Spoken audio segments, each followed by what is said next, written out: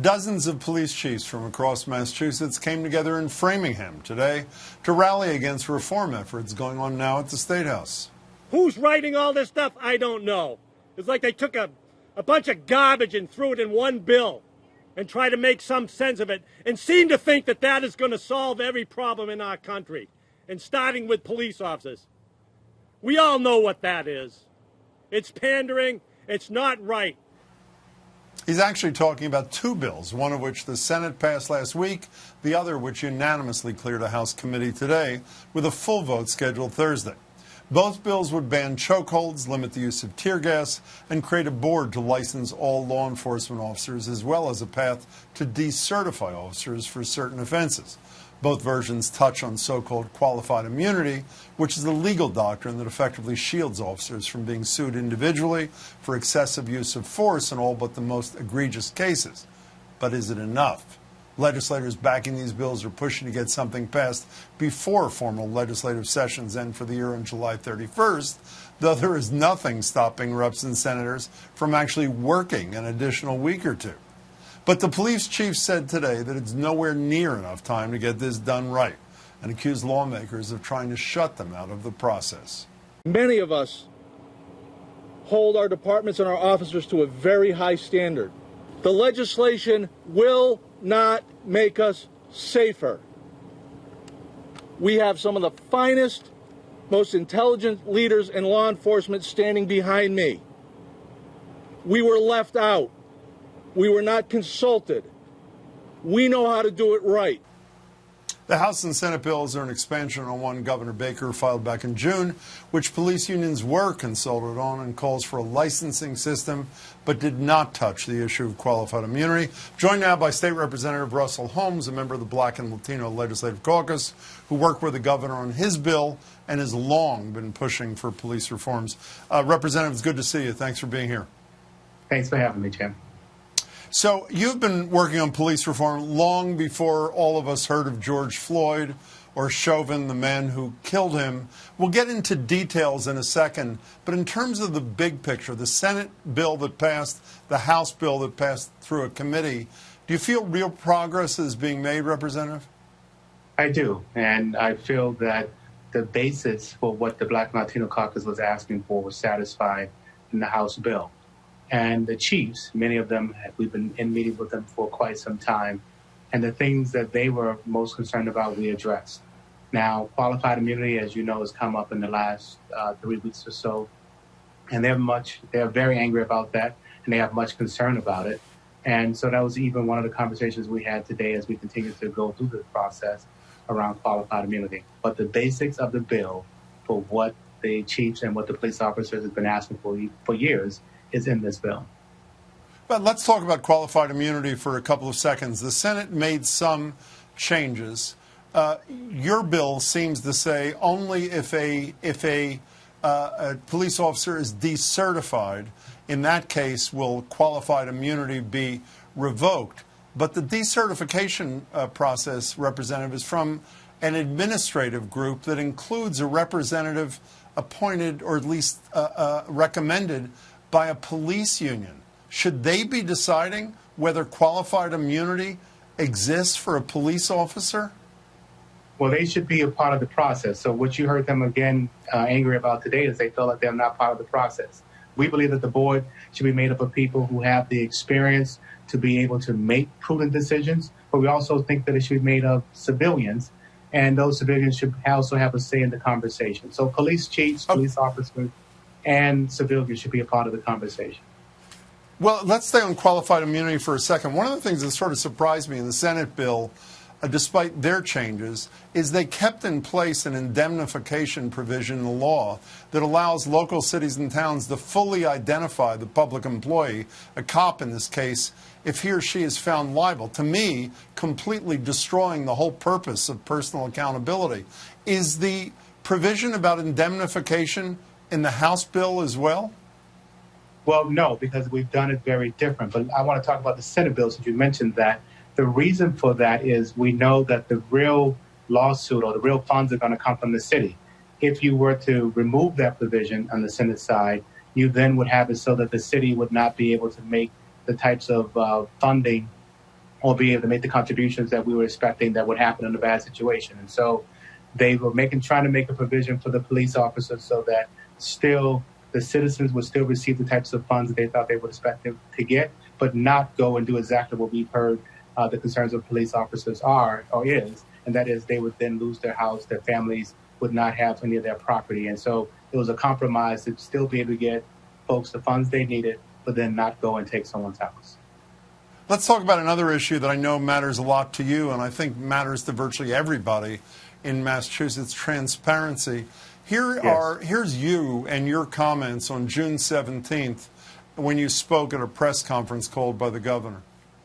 I am sick and tired of hearing constituents say we asked for a badge number and I didn't get it. Those days are over. They are coming where I will look at your name. I will see your badge number. I will then on my phone be able to look you up. I envision a day where I get pulled over, because that will happen, and I will sit in that car like so many folks do, and we wait around for 15 minutes for them to come give us our ticket. They're reviewing our background, our driving records, but I will view theirs too.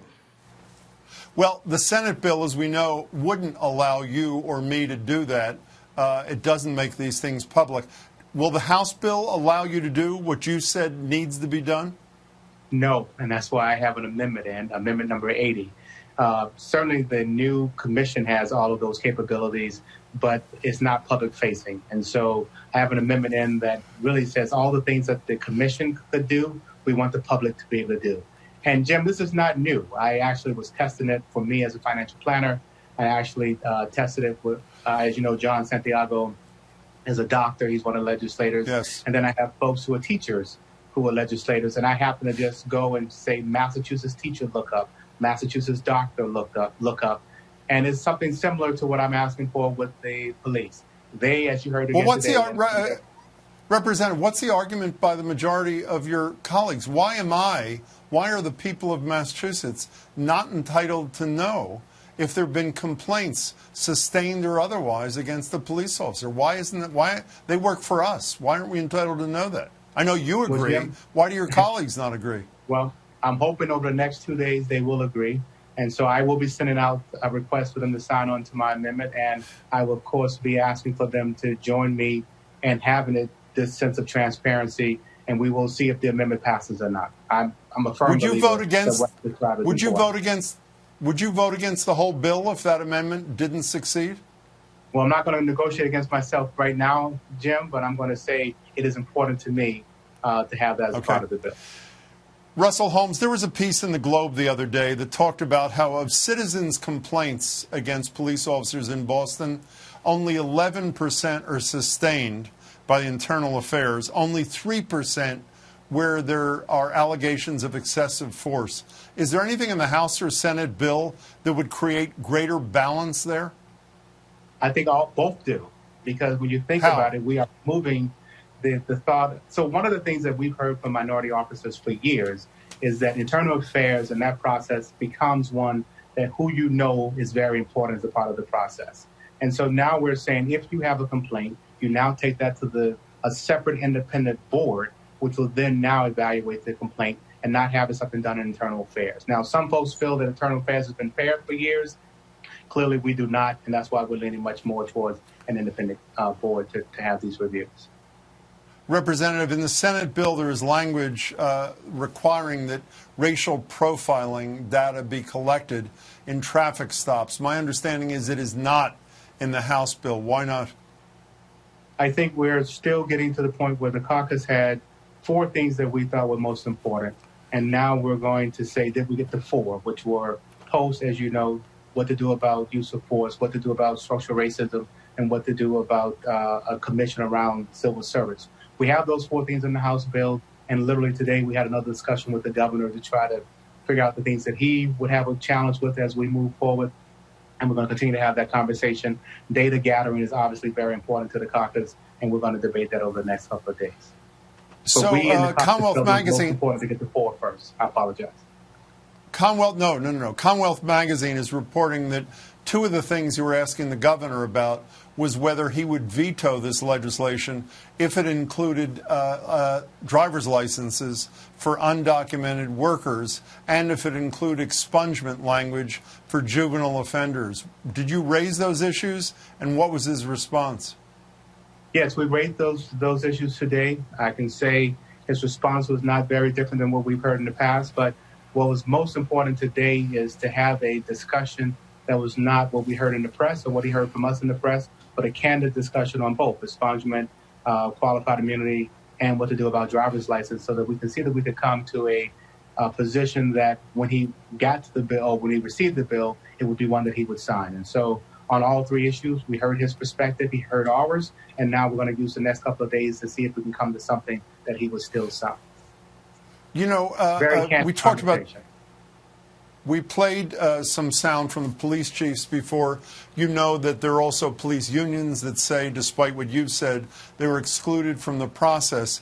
Regardless of who's right, even if you get the reforms you're looking for, Representative, and your colleagues in the House and Senate do, if the people who do the work, the police chiefs, the rank-and-file police officers, don't feel like they were treated fairly, as a matter of reality, statutes mean something, but they don't mean reality if the people who have to implement them aren't on board. Does that not worry you? It does. As a matter of fact, the delegation of the Boston group today met with the mayor in a Zoom meeting as well, concerned about the morale of our police officers. And so they feel as though that we are, some, I can't speak for all, but some feel as though we essentially don't have their backs. Between the qualified immunity discussion, between what's been happening on the streets where they're being attacked and not being respected. And so, of course, we need to build morale and trust again with our police, and they feel as though they have had a lot of good progress over the years, and we're not acknowledging that. I can say to you that certainly we're going to continue to work on that, but it's obviously is very important. My community is still challenged around the fact that when we pick up the phone, we want to call 911, and we want to make sure that they're not in the political part of this, is what's the point I was making today. That you don't know if I'm an independent, a Democrat, or Republican. That should not be, the politics of this should not be how we're going to be protected and served, and we're hoping we can balance that relationship again. In your discussions with these police leaders, how do they respond to the provision in the House bill that says if deadly force is used, the investigation would not be done by a local DA's office with whom those local police people have relationships, but the state attorney general? I assume that doesn't make them terribly happy. No, actually, they didn't bring that up very much at all. I mean, much of the things that when we had for them, many of them were saying, we do many of these great things already. And so let's say part of the problem, Jim, is that you have some Boston officers who might be trained 800 or 900 hours, as I said before, and you have some part-time officers who are not even getting the training that they need just on how to carry, how to use their service weapon. And so we just want to balance really what the training looks like across the entire state. And those are the types of conversations we were having, not so much about who was going to investigate them, because they were saying there are only a few folks who are going to be caught in this situation, and they thought most officers are going to be good officers. Only 15 seconds left, Representative. The date by which the legislature is supposed to adjourn, which to me is absurd, is July 31st, theoretically to go home and deal with their campaigns, though most of you don't have opponents. Will the legislature extend its session if that's needed to get this police reform to the governor's desk? Well, let me say that's two questions. One is, I don't think it's going to be needed. I think we should absolutely sign the bill before the 31st. And then but there if are it is needed? But I think we're going to be back anyway, regardless of whether or not we do police reform or not. I think there are some things that we're going to come back for in September. Representative Holmes, thanks so much for your time. I appreciate it. Good luck. No, thank you, as always.